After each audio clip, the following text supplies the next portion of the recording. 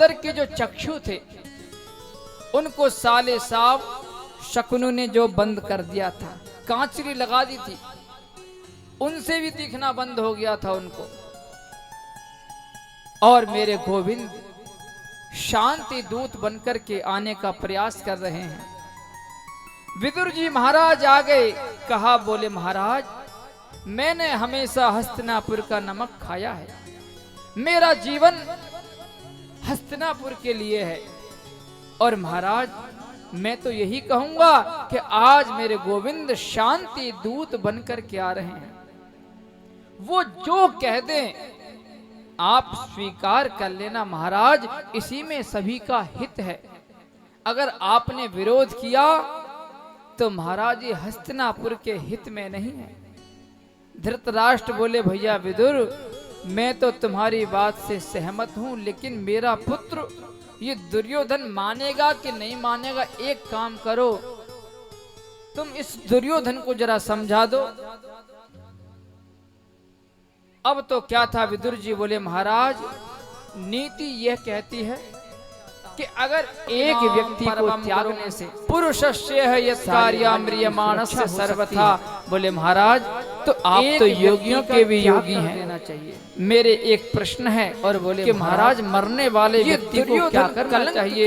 सुखदेव महामुनि बोले राजन और मैं तो यही कहता जरा बैठने तो दिया होता, आने की देर नहीं हुई और तुमने प्रश्न कर दिया। हस्तिनापुर को राजा परीक्षित कहते हैं गुरुदेव संतों और महाराज इतना क्षण ही रहे थे और अन्न का कण न जाने कभी बर्बाद नहीं करना चाहिए। दुर्योधन को आपका समय बहुत बहुमूल्य है और मैं औपचारिकताओं में आपके समय को बर्बाद करना नहीं चाहता हूँ। पुरुषस्य है यत् कार्याम्रियमाणस्य सर्वथा, बोले महाराज आप तो योगियों के भी योगी हैं। वाले कुत्ते मेरे एक प्रश्न है मेरे ही कि महाराज मरने वाले व्यक्ति को क्या करना चाहिए? शर्म नहीं? सुखदेव महामुनि बोले राजन जरा बैठने तो दिया होता, जाओ आने की देर नहीं हुई तुम्हारी नहीं और तुमने हमारे राज कर दिया, इसी वक्त निकल। राजा परीक्षित कहते हैं गुरुदेव संतों का विदुर जी ने सोचा क्षण और अन्न का कण रहा है ये कभी बर्बाद नहीं। महाराज शांत बैठे हुए हैं, लगता है हमारे ज्ञान की आवश्यकता महाराज धृतराष्ट्र को भी नहीं है। डांटा तक नहीं दुर्योधन को। उसी समय विदुर जी ने कहा देखो दुर्योधन मुझे बड़ा दुख हुआ कि तुम्हारे मन को कष्ट हुआ, मैं क्षमा चाहता हूं। मैं तो जाना पहले ही चाहता था, लेकिन मैं गया इसलिए नहीं क्योंकि लोग बाग यही कहते कि देखो तो सही इस विदुर को, जैसे ही पांडवों पे संकटों के बादल आए इनका त्याग करके चला गया कौरवों का, लेकिन अब मुझे तुम निकाल रहे हो इसलिए मुझे कोई दुख नहीं देगा, दोष नहीं देगा।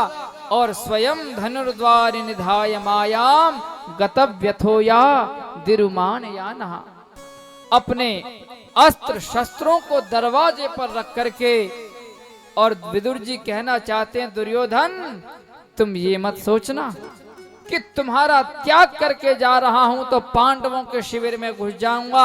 आज से मैंने अस्त्र शस्त्रों का त्याग कर दिया। सुखदेव जी कहते हे राजन ये विदुर नहीं जा रहे। राजा परीक्षित बोले महाराज तो फिर कौन जा रहा है? कि सनिर्गतः कौरव पुण्य लब्धा, मानो कौरवों का पुण्य छोड़ करके जा रहा हो।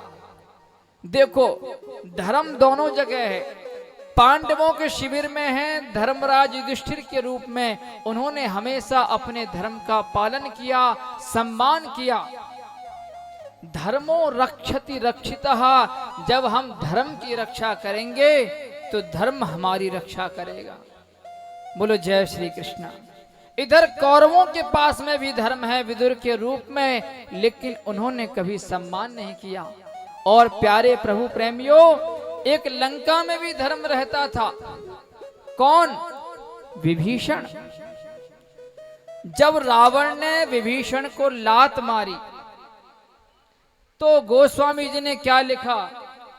अस कहीं चला विभीषण जब ही हंस कही चला विभीषण जब ही अस कही चला विभीषण जब ही हंस कही चला विभीषण जब ही आयुहीन सब भये तब ही आयुहीन भये सब तब ही।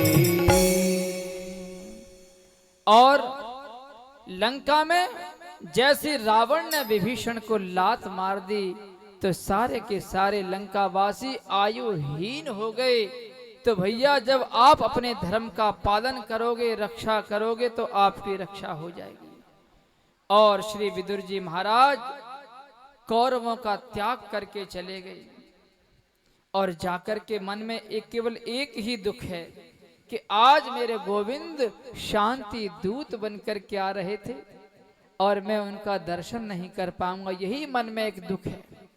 उनकी पत्नी मृदुला ने कहा, बोले स्वामी क्या हो गया, आप अगर मंत्री नहीं हैं तो एक काम करो ना, दूर से ही भगवान को देख लेना।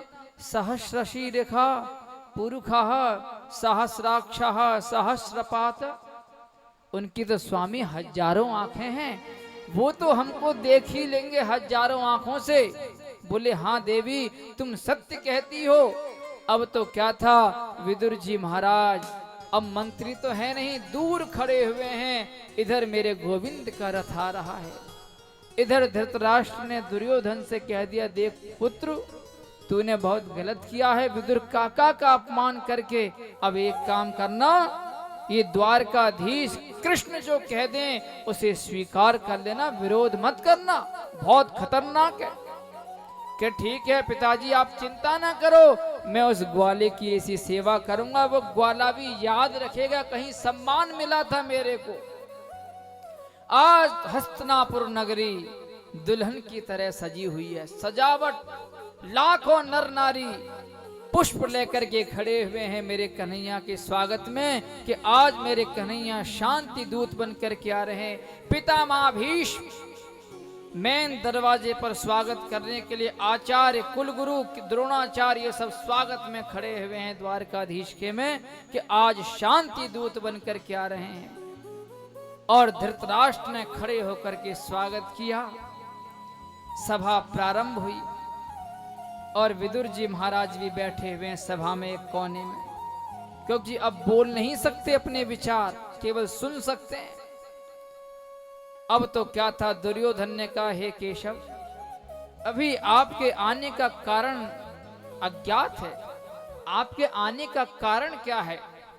मेरे कन्हैया बोले, दुर्योधन मैंने कभी तुम्हें दुर्योधन नहीं कहा, तुम तो सुयोधन हो। सुयोधन कहते हैं अच्छी बुद्धि वाले को और दुर्योधन कहते हैं मंद बुद्धि वाले को। बोलो जय श्री कृष्णा। भगवान से पूछ रहा कि तुम्हारे आने का कारण क्या है, अभी अज्ञात है, कुछ समझ नहीं आ रहा।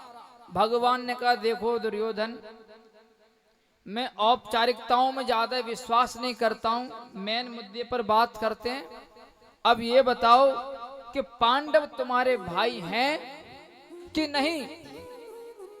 दुर्योधन बोला, हाँ भाई तो हैं, चाचा की लड़का है।